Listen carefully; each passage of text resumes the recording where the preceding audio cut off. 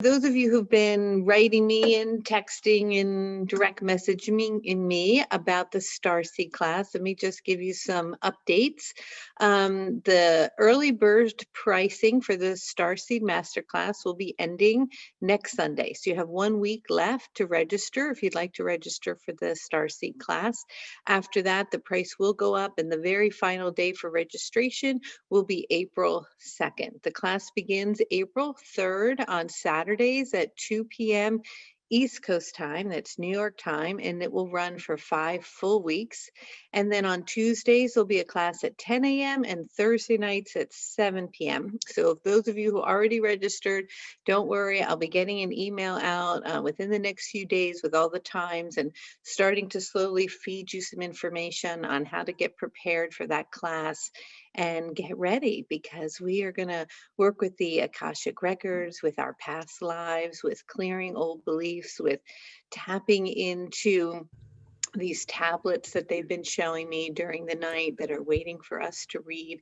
We'll be working with Thoth, the Egyptian god. We will be working with Adama from Mount Shasta, part of the Lemurian energy. Just make sure you're muted, please. Competing with it, but hello? It's not. Everybody, please make sure that you're muted. And what else? Well, I guess, we'll figure it out as we go. It's going to be wonderful. All right. So today, I know a lot of you wrote in questions to Instagram. If you're not following me on Instagram, you may want to do that. It's a great way to connect and communicate back and forth. If I haven't responded to your personal direct message, I would love to do that, but it would take me all day. And I also need to meditate and do other things and prepare for the Starseed class. So don't take it personally if I didn't get back to you. I'm loving you up from afar. All right. I guess we will get started then. All right. Anybody new to this process? How I channel is I'm going to close my eyes. I'm going to rock back and forth. My hands are going to kind of move like that. And then Raphael will come in and say hello.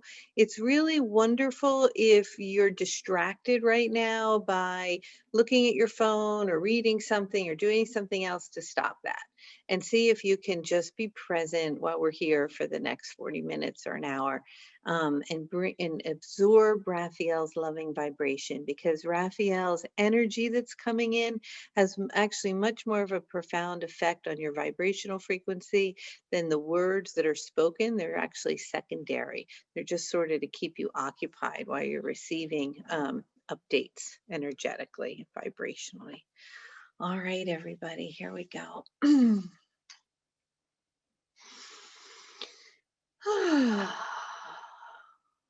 Everybody wants to take a beautiful, nice, deep breath, really deep all the way in, and let go. Really dropping down into the earth, grounding in wherever you are, knowing that we have pinpoints of light right now all over the planet. What a beautiful thing. Hello.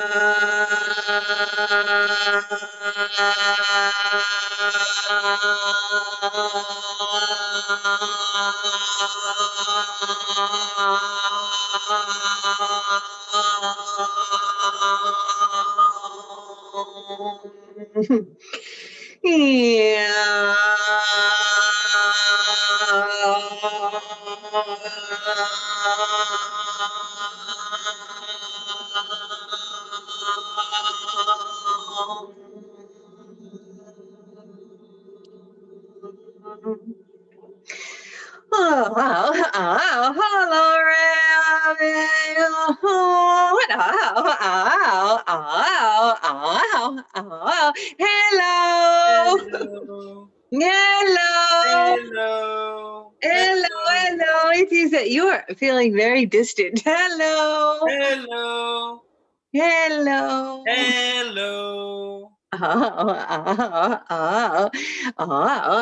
And so it is that we are feeling a distance in your sound.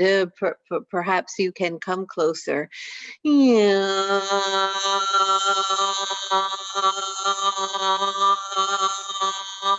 Hello. Hello. Wow.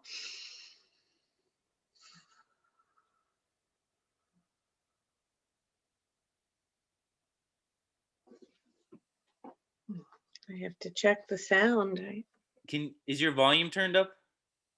I'm checking that. As you know how Raphael is, if it's not just right, she won't stay.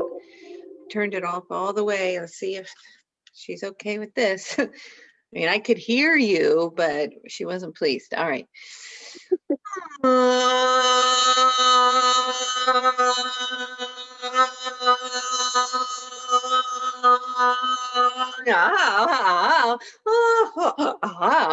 There is interference, for there are so many beings that are wanting to come in that it's a bit crowded here today. So we are taking a moment to readjust and calibrate our vibration, for it is that this particular group that is on this call today has ascended their frequency to a level that is allowing for higher octaves of vibrations to come forward, in which is taking a moment to calibrate to the physicality of the body in which we are using this particular vessel that you call Kelly. And so it is that as we are recalibrating, this will take just a moment. We are very delighted to be all coming in to work with you and to support you in your process, and to remind you that we love you and that we are very, very old friends. And although you cannot always see us or hear us or even feel or know us, that we are here, and that we are also wanting you to know that we are supporting you today as we are moving through and into the cells of each and every one of you, as to open up space for the deepening and the greater access to points of light that reside inside of you, so that you may have a deeper toning connection to our vibration on your own. And although we love this vessel, Kelly, and are delighted to utilize her, and a willingness for her to give up some space as we occupy it for a period of time, it will be that in years to come, it will become obsolete, for you will not be seeking anything outside of self to receive information from higher vibrational frequencies, for you will have full access. And it is our intention to support you in elevating and opening that space to that point. And it will always be comforting to hear it from outside of self, just as this one likes to hear information from outside of self, or it is part of the human nature, and in the remembering that as above, so below, and as without, so within, that it is all one and the same, for you are encompassed in one large pool of light and an energetic field of love. And so that now all the beings have arrived and have landed, in a sense, where their feet are starting to ground into the earth plane, into your particular holographic understanding of where it is that you are on this particular timeline now. We are delighted to support you in whatever it is you're wanting to talk about. And so, hello. Hello. Hi, Raphael. Hello. So we're gonna start with some easy questions first, or at least I think, which are actually kind of fun. So one that came up was, what is the importance of animals and humans in lives, and what occurs in contracts between animals and humans? Oh, you are very funny. It is that many of you think you are superior to the humans, and we think that's quite a funny joke. It is that the animals are very present, very loving, and here for many reasons. But they're often here to open your heart, to bring greater awareness to the senses, because you cannot communicate particularly with them in the same fashion that you would communicate with a fellow human. They awaken your senses. Many of you will know that if you've had a cat or a dog, and they've passed on to the other side, what what you miss from them is not hanging out and having a good old conversation or a meal together, but you miss the sensations, you miss their pulse, or the leaping up at you, or the sounds that they're making, or the fur that you're touching. They accentuate the senses in the human experience. But we want to talk to you just for a moment about the animal kingdom, because it is that we recognize that there is a lot of great sadness in the human understanding, as you notice that as you look around the earth, and there's been such a great depletion in its resources, that much of the animal kingdom is become extinct or has left. And although they are not there in a way in which you can see them, we want to assure you, and this is not to mitigate in any way what needs to be done in order to create healing and balance on the planet, and we're not saying that at all, but we do want you to know that the vibrations of the energies of the animals that are what you would call extinct are dwelling in another dimension. They are very much alive, and they are flourishing, and they are active, and they are in a higher frequency that cannot be seen from your perspective.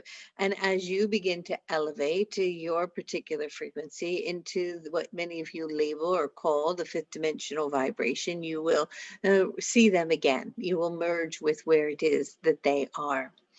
And it is that there, of course, are many that are here and many that are suffering. And in their suffering, they are giving you all many signals and pleading with you to pay attention to your ways, so that they may swim through the water without getting caught, or that they may soar through the sky, or that they may have places to roam within the forest.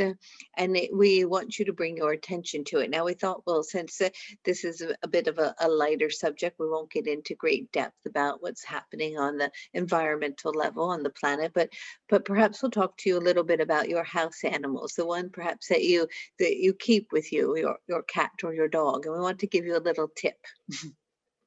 And the tip is that if they're doing something you're not wanting them to do, or you're going away for a long trip and you're trying to say, I'm going to be going away for a long trip and I'll be back, and they kind of turn their head and look at you, that they communicate through visualization and symbolism. So one of the ways to communicate with them is to sit with them and to close your eyes and to visualize yourself getting in your car and driving away and going on your trip. And then visualize yourself driving back and getting out of your car and coming into your home and petting them. And then they will know, oh, this being is going away. My master is leaving, or whatever you want to call it. Perhaps you're the caretaker, for the temporary caretaker of this being, and that it will be returning. And it is that utilizing visualization when communicating with animals is very, very productive and supportive, for they respond to this and they will know. And even if they're acting out, if you sit and you visualize what it is you're wanting them to do, and you see them doing it, you show them to do it, they will understand that much more than you talking to them. So we just wanted you to know that, because we recognize that a lot of you get yourself caught in talking to them like they're human over and over about something, and a lot of it they can understand, but some of it they cannot, but they can through visualization and connecting at that level through the pineal gland. Wow, that is super cool. That's great to know. So the next question, we're going to move on from the animals, and the next one is from happiness is individual. If we are that's the handle. But if we are programmed and need reprogramming, what's the best way to do this? And why do near-death experiences bring us back at a higher frequency and suddenly gift people abilities? How can we access this high frequency without dying first and sustain it?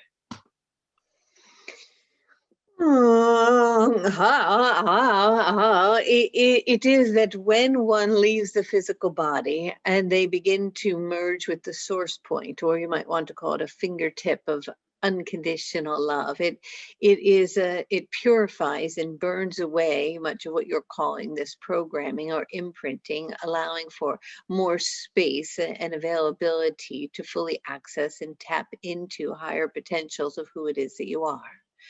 And so this is often the case that the all of that which was inhibiting someone to move forward, all of the past ideas and programmings from conception to current moment or past lives or whatever, are no longer operating and up in mode because it is so clear as you leave body, then you look down upon the body as you're merging into that space of infiniteness, the ridiculousness of all of the programs that you have put in place, and the deeper understanding and knowing of the vastness of who it is that you are, and the nature of the impermanence of the human experience, and the understanding that the amount of time that you have is limited. And so you jump right back in with full and absolute capacity as to what it is that you are wanting to do. Now, of course, this is a very unusual circumstance that one is to leave their body and then return. And it is documented and known, in which it gives an understanding to those that are reading or listening or wanting to know about it. And yet the question we understand is that those who do not have this experience, and we are not in any way advocating for any of you to try to die and come back, how do you access that? Well, it can be a bit complicated because it is that from the moment you come out of the womb, you hear, see, feel, and are told so many things, merging with the collective consciousness and being imprinted all the way. And through the thread of where it is that you came from, you're bringing that forward. And so, in a sense, you're unpacking all of that as you go along. And it is that the only way to fully release it is to have that experience of completely tapping in to that source field of unconditional love, in which you're burning, in a sense, and purifying away any stagnant energy that is upon you so that you have greater clarity. Now, there are many different tools and ways of doing this and access that we will get into actually quite more deeply in our work together in your upcoming class. But it is that one of the, of course, basic things, and we won't even be covering that because it's so basic, is that you have to meditate and get out of yourself. You have to get away from the thinking mind and move completely out of it into source field energy in order to collapse the programmings that are running in place. Because once you can see them, you can quickly just go in and like pull the rug out from under them, and they literally collapse. And then they're no longer operating in your field of experience. And it's like opening up a window or doorway into a place that was always right there in front of you, but you couldn't see past or into. But in order to do that, it is necessary to heighten the awareness of your consciousness. And in order to be conscious, you have to have a consciousness that you have consciousness.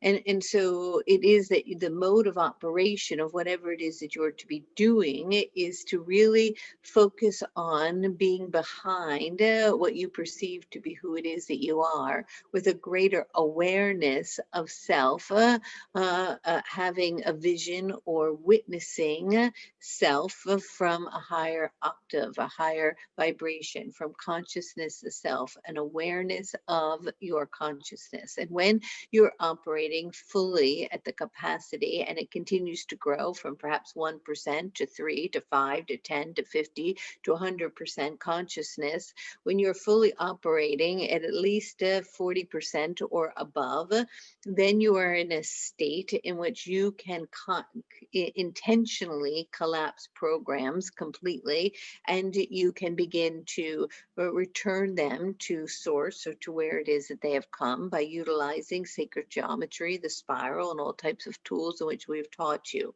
But it is that you have to at least have a conscious awareness of your consciousness and of the programming in order to collapse it. If there's no awareness of it, you're operating in something that you're blinded to.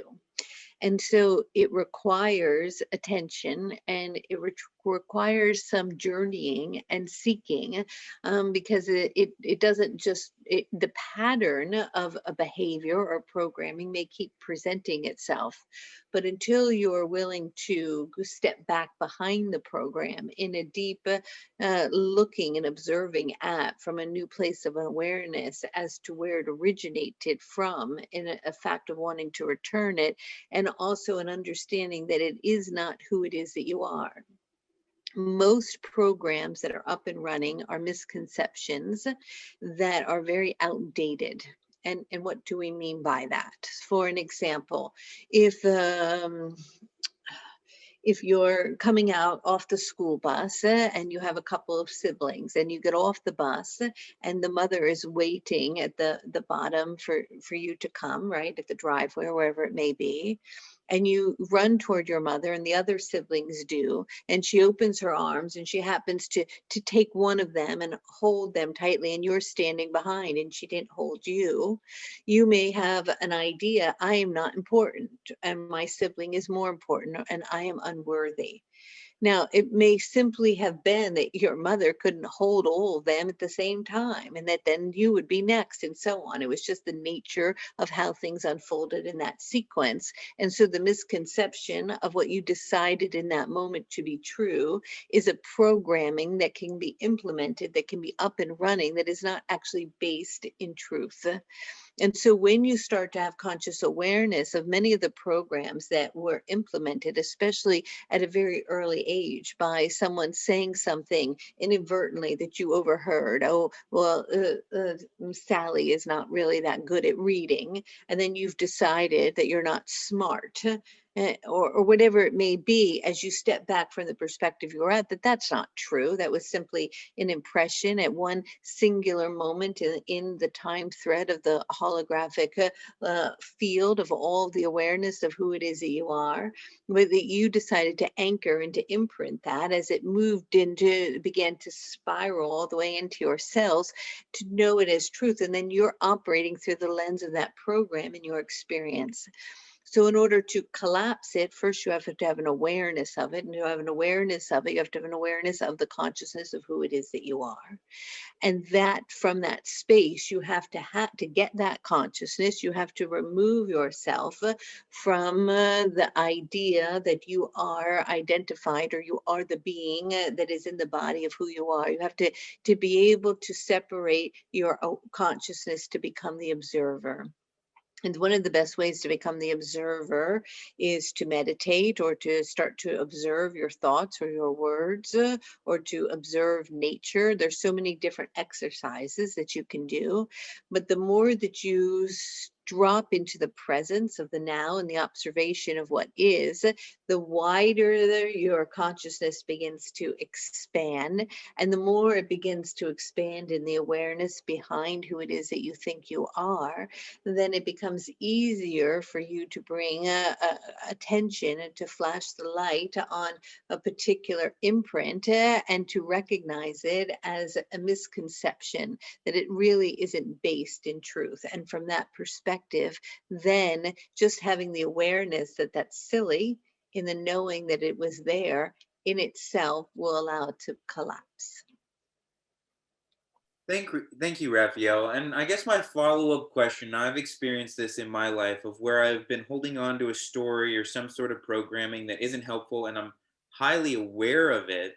And I know that it's not true, or maybe not, I don't fully believe that it's not true because I've built up so much evidence over time, but I keep choosing the story even though I'm aware that it's a story. Why, how can we break through that pattern? Oh, well, you've got to create a new story, and you have to start implementing it, and reiterating it, and anchoring it and tethering it into your holographic field. So rather on focusing on that was the story, I'm aware of that story, I don't want that story to be anymore. And of course, as you very well know, the more you say you don't want that story to keep operating, the more it operates. We want you to turn your attention to the story you are wanting, and then begin to implement that and to anchor it, because it's simply a reflection of a vibrational imprint that's mirrored to you, that you step into. And although, of course, you have conscious awareness of this, that you know that, it is that you have to make the conscious intent to choose to rewrite the story. And that might mean actually getting out paper and writing down the old story, and then ripping it up and saying that story is no longer in my energetic field, getting out a new piece of paper and rewriting the story. Now, I know that might seem childish or basic, but it will have a profound effect, because it is telling the consciousness that that story has disintegrated, is no longer present, and that this is the new story. But then the other story that you receive, that is so permeated, right, or so ingrained in who it is that you are. The reason it was ingrained is because it was aligned with an emotion at that second that it was implemented. There are so many things that are happening during your life and in your human experience, and one person can have the exact same experience that might seem horrific, and another the same, and one will live with the story forever and be emotionally damaged and unable to function, and another will just shrug it off and pass by. Why? It's because they are in that moment, that second of impact, what the emotion was in alignment with it. And the intensity of the emotion is the feeling of it, and that makes it real, that really anchors it into the program that keeps running itself. So it is the emotion that's aligned with it that you have to take that emotion, whatever that emotion is, and replace it with, oh, there is a noise. Oh, you have to replace it. Oh, there is a noise here. Yeah, I think everybody's muted. So No, it's a noise in her house. mhm. Oh, oh.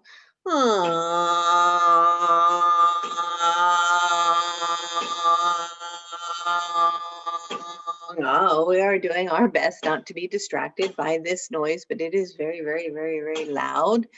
And so it is that the emotion that you have has to be aligned with the new story that you're creating. You have to invoke the same emotion, and preferably above neutrality. And if you can add excitement to it or joy, even better. And without that, it is meaningless. The feeling is extraordinarily important in the dissolving and in the creating. Great, Raphael. And so my follow-up question to that is, so I've experienced this and I've seen people experience it before, where there was a story of who you were and a lot of people knew you for that story, and then you decided you were done with that story and you tried to create a new story for yourself. But then every time you went to go hang out with those people who knew you for the old story, you started to fall back into that old story and they wouldn't believe your new story. So how There's a lot of storytelling. so how do you you know, allow people to see the new story that you're holding on to without being so forward? And what if they refuse to see it? Well, if they refuse to see it, then they're not really seeing you anymore, are they? And perhaps they're not even a being in which you want to be in alignment with. And it might take a few visits or a few times for them to begin to see who it is that you are. But often another will be have an impression of someone, and that impression may have an impact on them, and that story is actually running in them, even though it is no longer running in you. But it has to still somewhere be running in you in order for them, who has it running in them, to be in your experience, to be a reflection that it isn't fully collapsed. So even though you think that it's been fully collapsed, if others continue to perceive you with the old story, there's still some work there to be done.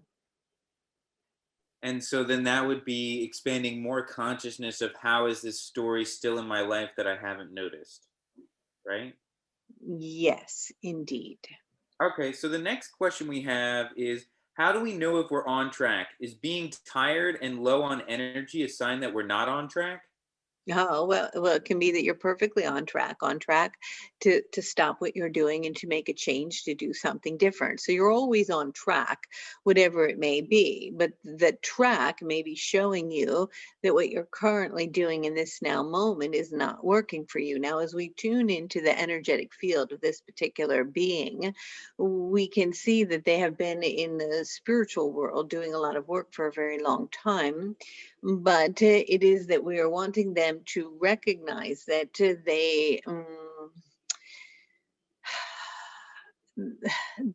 are not allowing themselves to fully express who they are.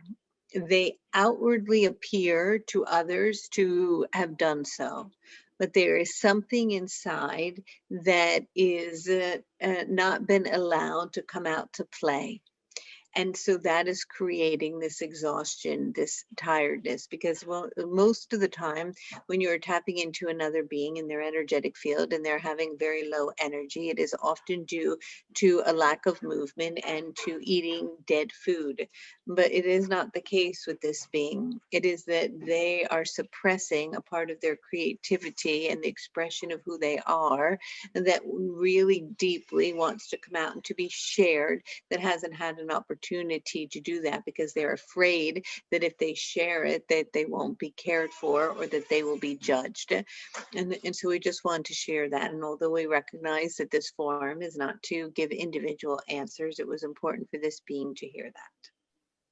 Thank you so much, Raphael. And another question that we have is, in terms of when we have these patterns or traumas or learning experiences come into our life, how do we know if they're from our ancestors that have not been addressed and worked through, or if they are from us in this lifetime?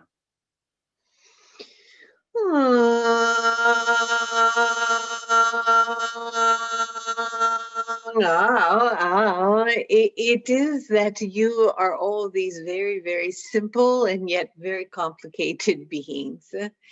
And it is that you are sitting in a field of information and energy and a wholeness beyond what we can possibly describe to you. And it is that, yes, the imprint from those that have lived before you, that carry your genetic coding, that have particular belief systems that are imprinted upon you, are in your energetic field.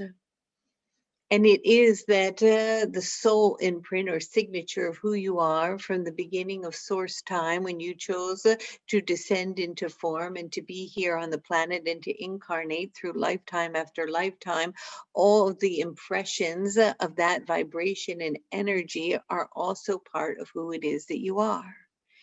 And it is from the moment that you come into the earth plane in this particular lifetime, on this life sequence, all the information that comes in is a part of who you are. You are so vast. There is infinite information and understanding and imprints in and around who it is that you are, and you can utilize them to excel, or you to utilize all the gifts and all of the things that you have learned throughout a lifetime. It's almost like once you graduate from college and you say, well, if I went back to third grade right now, I would do such a good job because I would know all my letters and read in the highest reading ground and know my math. Well, it is kind of like that, in that you have lived so many different lifetimes. You have so much information and you forget it when you get into the third grade, but you've already done that before.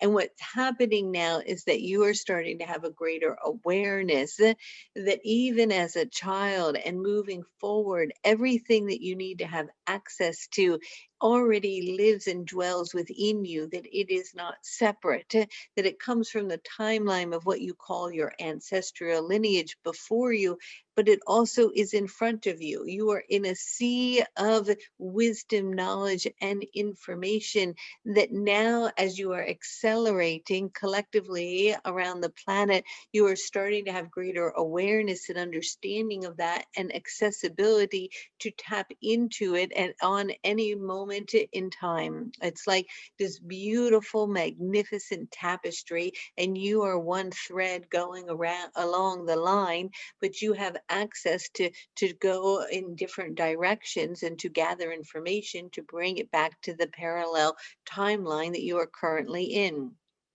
And so it is that the mind wants to know what the imprint is from. And yes, having conscious awareness of the imprint so that you can bring love and awareness and compassion to it so that it may collapse is important.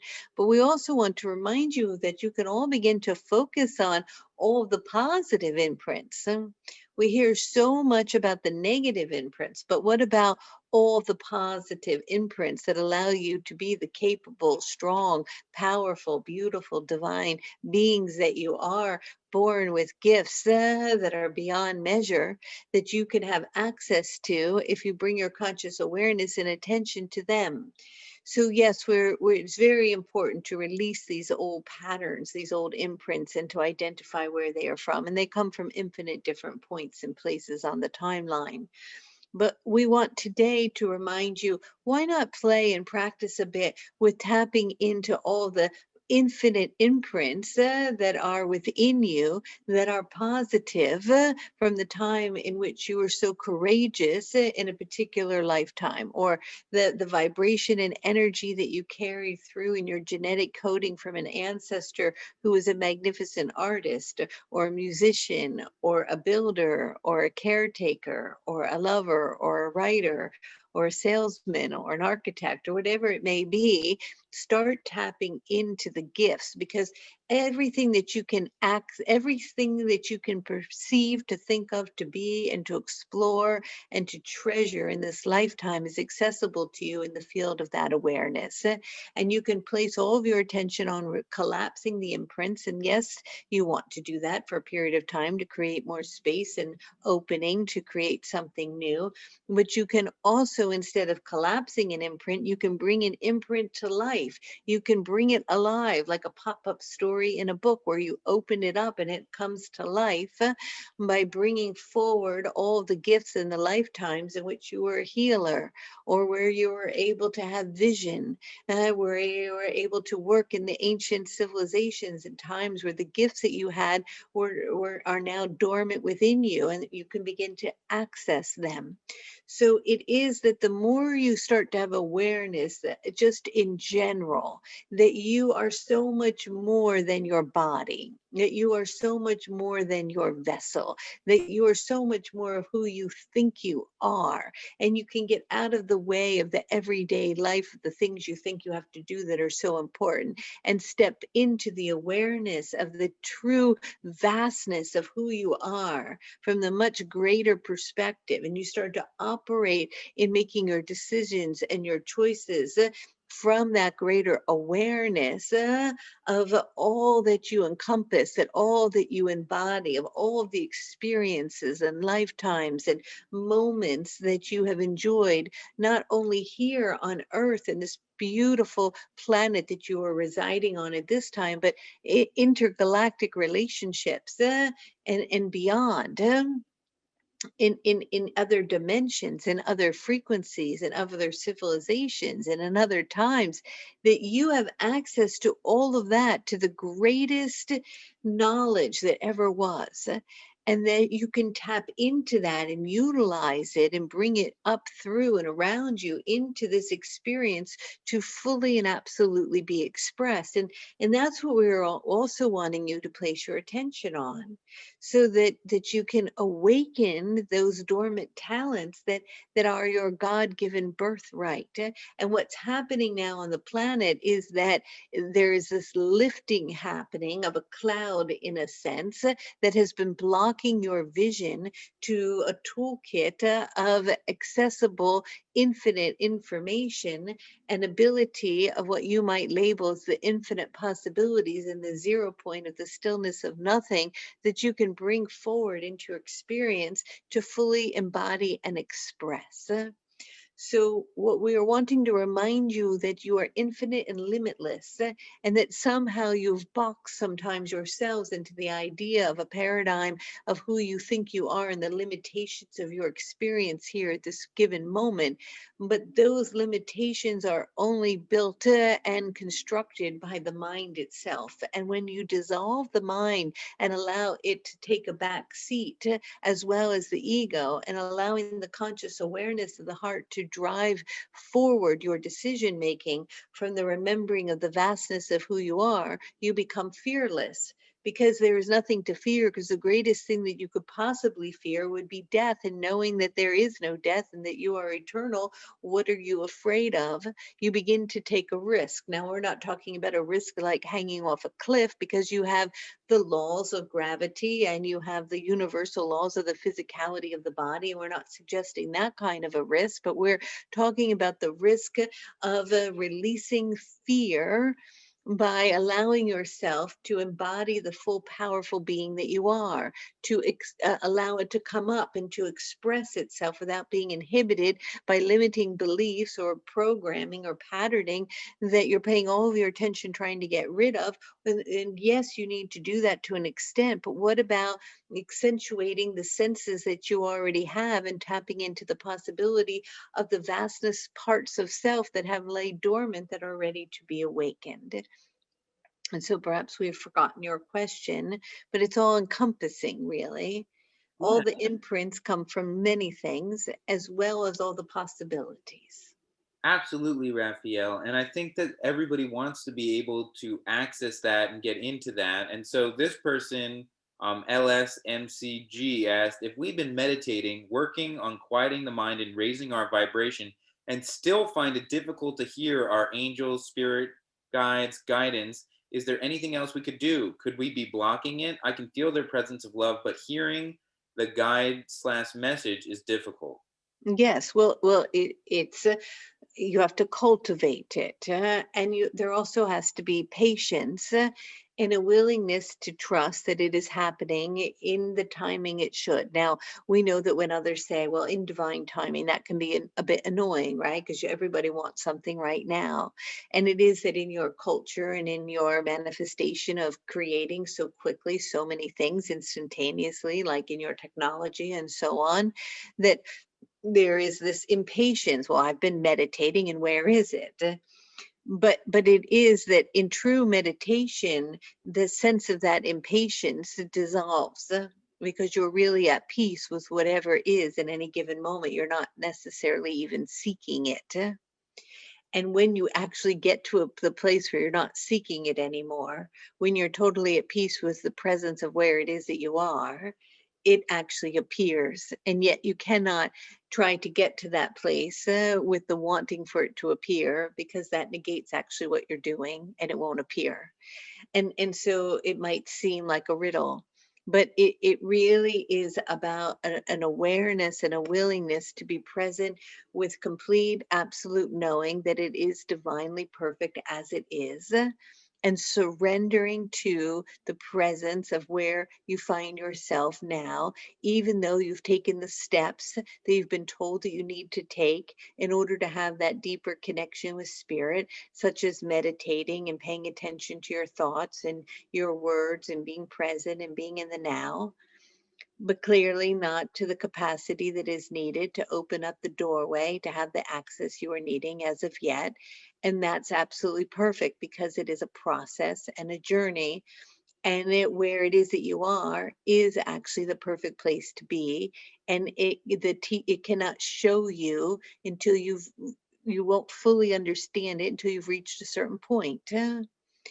And so it's like reading a book, a spiritual book, and you might read it one time and gather some information from it, and then in 10 years you might read it again and say, oh, now I understand. Now I really really grasp what is being said here. And you may put that book down and another 10 years pick it up and go, oh, even more depth, even more wisdom, even more understanding. And so there's no endpoint in the meditation process. It just keeps widening your lens of your opening the space for greater awareness. So there's no end game here. And it's even when you feel, okay, well, I have access to the divine beings. I can talk with them and communicate with them, and I'm in alignment with that vibration. Then you start to open up space for something even greater, something even more, because it's continuously opening and expanding. So it is in the willingness to be at peace in the surrendering process of the presence of where you are without judgment that you should be further along, or that you did A, B, and C, and why now aren't you able to do it? That actual thinking is what's actually getting in the way of you having the access that you are seeking. Mm. Thank you so much, Raphael. And so our next question is a really interesting one from Pinkerton 3, and it reads, who created our source, our God, our light? We are fractals of source, so who is source, a fractal of? In other words, who created our God as above, so below? Seems it could go on to infinity. Oh, and it is infinite. So, do you have an answer of who created our source, our light? Or There is no name for it. Hmm. It cannot be identified with a word because it is. And yes, it is infinite. But the mind wants to construct a way to identify it as something, but it isn't anything. And so there is nothing to say. There is no word. It is nothingness. And yet it is everything. And as that the being said, it is above and it is below. It is within and it is without. You are inside of it, and yet you are watching it all at the same time. And it has no name. If we were to name it anything, which which we are hesitant to do, but if you for the mind to grasp something, to grasp onto, which is the opposite of what it is, because it has nothing to do with identifying anything at all, the word we would choose would be love. And so perhaps if you're in nature, sometimes you can begin to feel it or to embody it in the stillness of the forest as you look around at the empty space and the sunlight and the moss and the trees and the breeze, and you feel something in that, and you realize that you could move into it, that you could merge with that, that you could be inside that which is invisible, and that invisibility of that nothingness is everywhere, but it is also you. And so there is no name for that, because it's all that is. Hmm. So, what would you say the human fascination with trying to describe what that is and understand what that is is? Well, it is the ego, and the mind has to identify it to keep it busy and distracted from actually being immersed with it. And if we could identify it with our mind, what do? You are very funny. We are telling you not to identify it with your mind. You Yeah, cannot identify it with your mind. yeah, no, I absolutely agree. I'm just saying, what do we feel that we might get? Why do we try so hard? What do we feel that we might get if we were able to identify it with our mind, which we never will? I don't know, because I'm not in a body. You tell me, what do you think you're going to get? I don't know. Deeper understanding.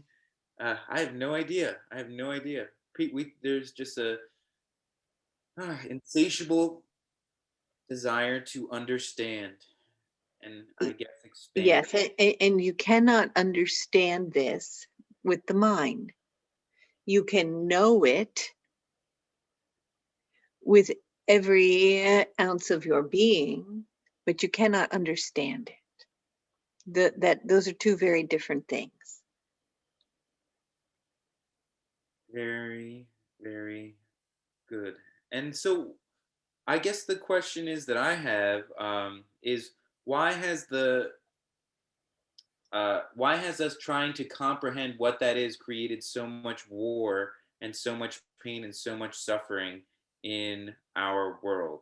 Because if you can have the ownership of that which is intangible, then you become empowered, and you feel superior, which has created separation and war, because then another feels that they have identified it. And that is what is dissolving here.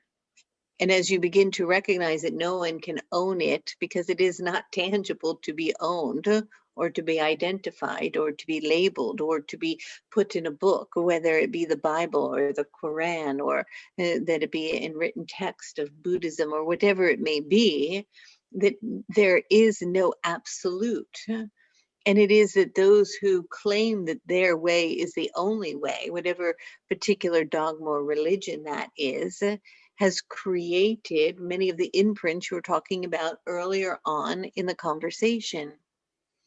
The imprints that then say, I know better than you, or my God is more important or better than yours. And if you do not do or listen to what I have decided is the absolute truth of all that is, then you will somehow be punished. And that punishment leads to the idea or the birth of the word sin, which leads to guilt, which leads to shame, which leads to unworthiness, which leads to lack, which leads to deep separation. And that's where you find your entire culture. Of the collective consciousness in a sense of separateness, born from the idea that one perhaps that feels that they can identify something that is not identified to be an absolute, which has created such division. And so it is those imprints that were put into place by the ego trying to overpower or begin to have control over self that are now are being dissolved or being collapsed, so that you recognize because they were born out of fear. All that was born out of fear. And when the new ideologies, and perhaps that's the wrong word, when the new rememberings begin to come up to be expressed, they will be birthed out of love. And when they really are coming from a place of love, then there is no one is better or greater than another, because that is so ridiculous in the deeper understanding, because everything is itself. And that's why we all find it to be quite funny from our perspective in the realm where we dwell. Mm, So your this entire way of being that has formed these ways of thinking is grasping onto a very old paradigm that many of you even call the matrix. It has a grip around the planet that is crumbling right now. It's dissolving, and as it dissolves, something new is being born. But what is being born is being born out of a unified understanding that nobody owns the idea or the identity of something that has no name. mm. Beautiful, Raphael. Beautiful. And I just have one last question that I just saw in the question list that is kind of unrelated, but I'm very interested in. And the question comes from I can't say the username, but my question is about any advice you can give to people who have been diagnosed with ADHD and ADD, children and adults as well. How can we work with the energy in our favor when it comes to this type of diagnosis? The question is related to my partner and kids I engage with daily in my daily basics.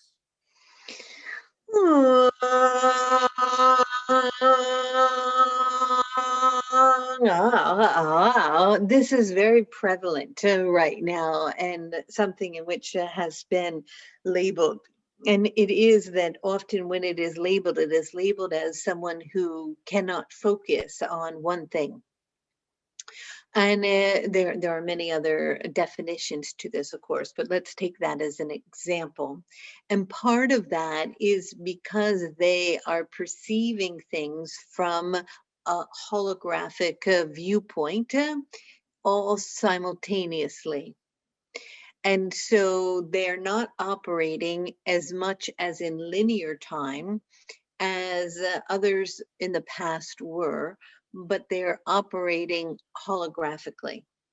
And because of that, they are descended into a collective consciousness and way of experiencing the world that is linear, that has a sequence, and yet they're operating from a bird's eye view of a holographic perspective. And so pinpointing a particular moment in time for them can feel very overwhelming or unable to zero in on it, because they are often the bridge keepers between the old paradigm and the new one being born, and have chosen that particular role. It's not a very easy role because it can feel very overwhelming in the current paradigm that they are living in, but they are often extraordinarily creative and intuitive and insightful beings. And yet they can become paralyzed in their ability to carry out particular tasks as they feel overwhelmed. And that's because all of the programs, in a sense, are all up and running simultaneously. And contrary to what one would think, which is often that they should be in a very silent, secluded place to do things, sometimes it's contrary to that, that they need more stimulation, because then they're able to hold the pattern of the holographic field up and operate within that. So sometimes their capacity to actually get more done is the busier that they are.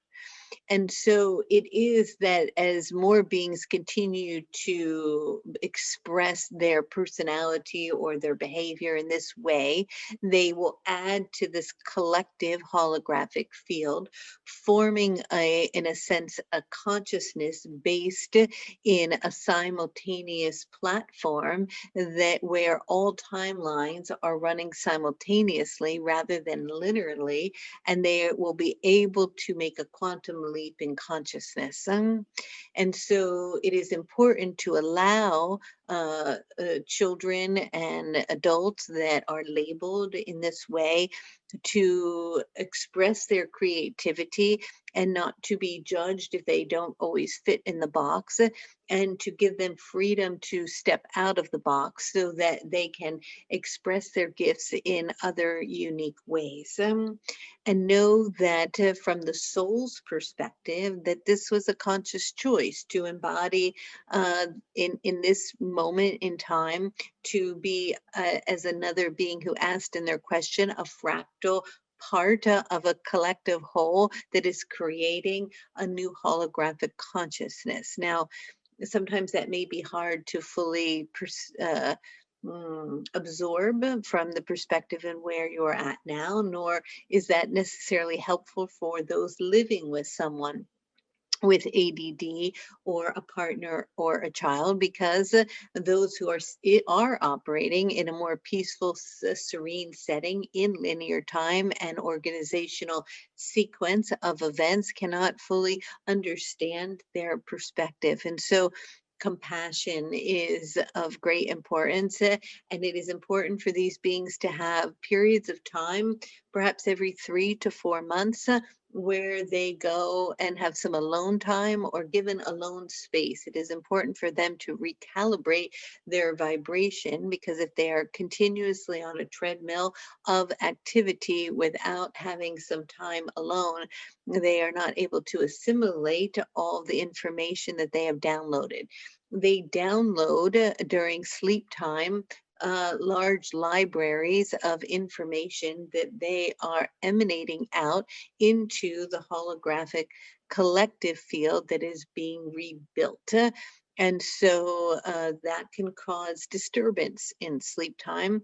And that is why having periods of alone time helps them to integrate all that has been absorbed.